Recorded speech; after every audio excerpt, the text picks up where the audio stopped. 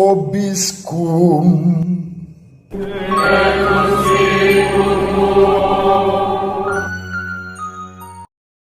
Sahabat peradaban kasih ekologis yang terkasih, selamat berjumpa dalam renungan harian bersama saya Romo Alois Budi Purnomo PR melalui channel ini.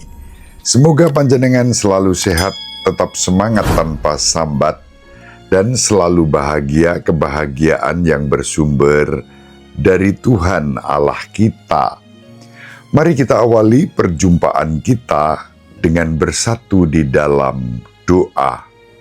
Seperti biasa kita menggunakan Mazmur tanggapan pada hari yang bersangkutan sebagai doa kita. Kita awali doa kita dengan tanda kemenangan Kristus. Dalam nama Bapa dan Putra dan Roh Kudus. Amin. Tuhan berkenan akan umat-Nya. Nyanyikanlah bagi Tuhan lagu yang baru, pujilah Dia dalam jemaah orang-orang saleh. Biarlah Israel bersukacita atas penciptanya, biarlah Sion bersorak-sorak atas raja mereka. Biarlah mereka memuji-muji namanya dengan tarian. Biarlah mereka bermazmur kepadanya dengan rebana dan kecapi. Sebab Tuhan berkenan kepada umat-Nya, Ia memahkotai orang-orang yang rendah hati dengan keselamatan. Biarlah orang-orang saleh beria-ria dalam kemuliaan. Biarlah mereka bersorak-sorai di atas tempat tidur.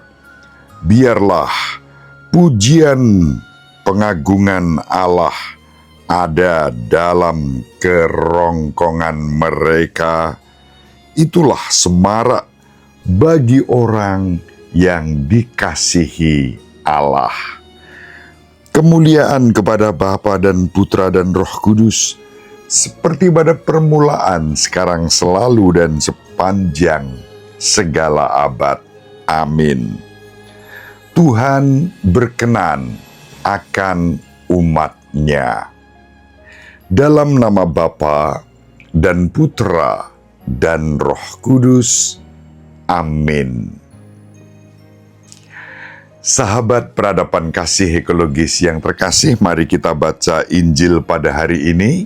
Injil Matius bab 23 ayat 13 sampai 22. Pada suatu hari Yesus berkata kepada ahli-ahli Taurat dan orang-orang Farisi, "Celakalah kalian, hai ahli-ahli Taurat dan orang-orang Farisi, hai kalian orang-orang munafik, karena kalian menutup pintu kerajaan surga di depan orang, sebab kalian sendiri tidak masuk, dan kalian merintangi mereka yang berusaha untuk masuk.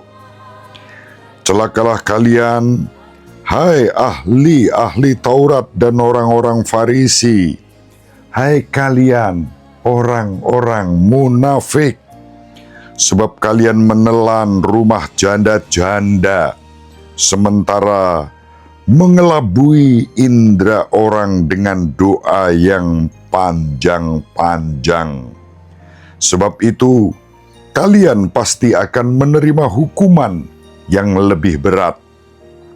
Celakalah kalian, hai ahli-ahli Taurat dan orang-orang Farisi, hai kalian orang-orang munafik, sebab kalian mengarungi lautan dan menjelajah daratan untuk mentobatkan satu orang saja menjadi penganut agamamu.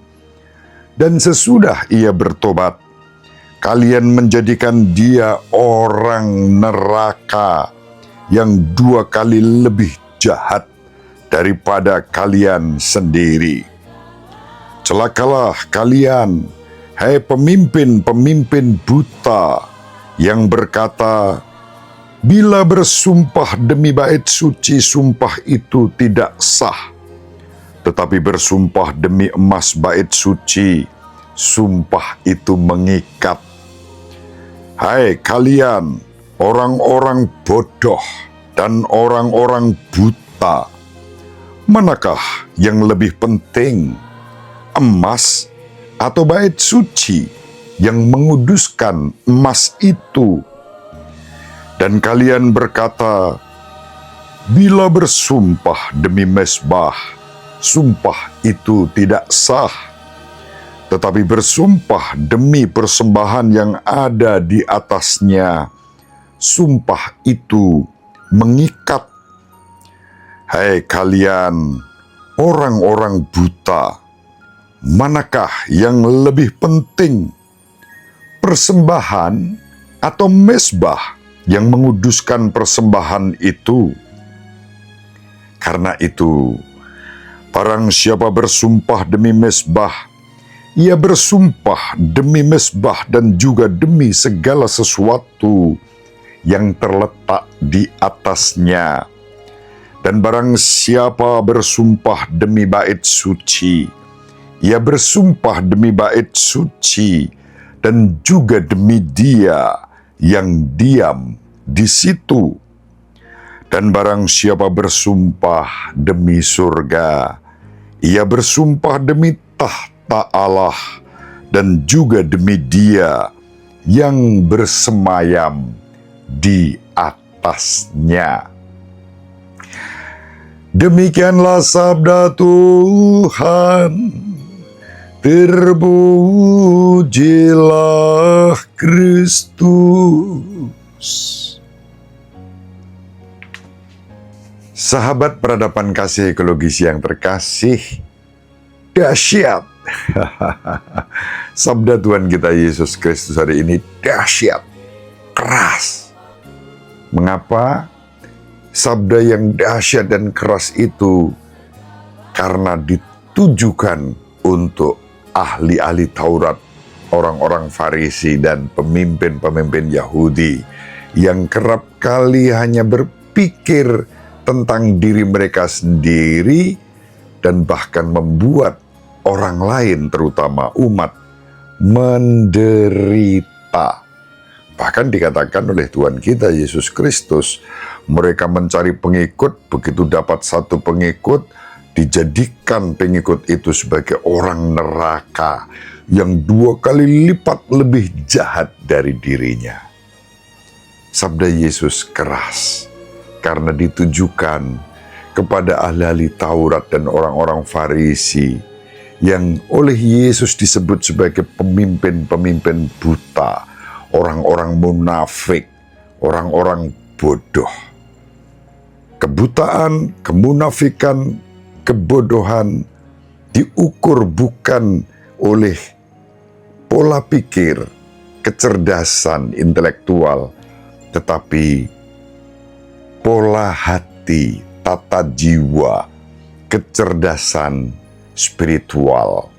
Dan itu yang membuat mereka bodoh, buta, munafik di hadapan Tuhan. Sebetulnya orang-orang Farisi ini baik dalam arti teori. Mereka mengajak dan menunjukkan jalan kepada Allah. Celakanya begitu orang melihat jalan Allah itu, lalu justru diperas oleh orang-orang Farisi ini.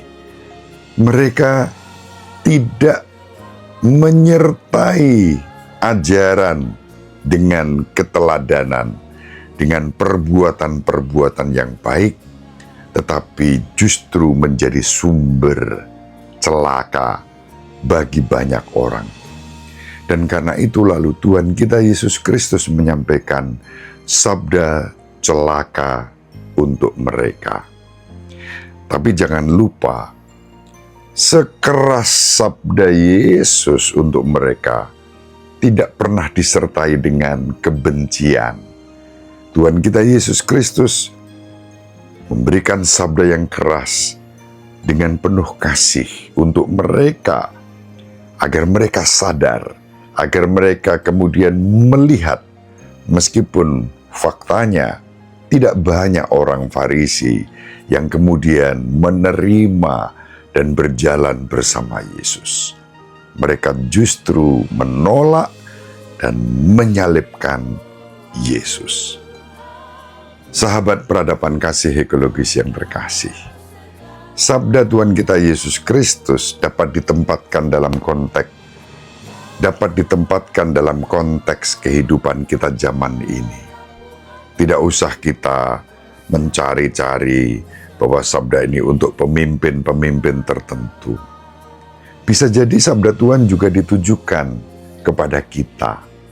Maka kita bisa bertanya diri, manakah peringatan-peringatan yang diberikan oleh Tuhan kita Yesus Kristus kepada orang-orang Farisi dan ahli-ahli Taurat itu yang sekiranya juga mengenai kita, dan kita dipanggil untuk bertobat.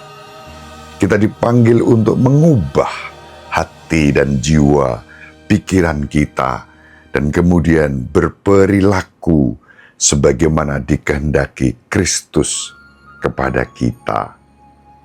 Mari kita saling mendoakan agar kita diberi rahmat, terutama dan pertama-tama kerendahan hati, melakukan hal-hal baik sekecil apapun dalam kehidupan kita lakukan dengan penuh cinta. Kita pasti mendapatkan rahmat dan berkat ketika kita mengalami perubahan-perubahan hidup sesuai dengan yang dikehendaki Tuhan kita Yesus Kristus bagi kita. Semoga bermanfaat. Ibu Maria dan Bapak Yosef selalu mendoakan kita. Semoga sahabat peradaban kasih ekologis yang terkasih bersama seluruh anggota keluarga dimanapun berada dibimbing, dilindungi dan diberkati oleh Allah yang Maha Kuasa, Bapa dan Putra dan Roh Kudus. Amin. Terima kasih, salam sehat, tetap semangat tanpa sambat, selalu bahagia kebahagiaan yang bersumber dari Tuhan Allah kita. Salve, shalom, salam sejahtera, berkah dalam.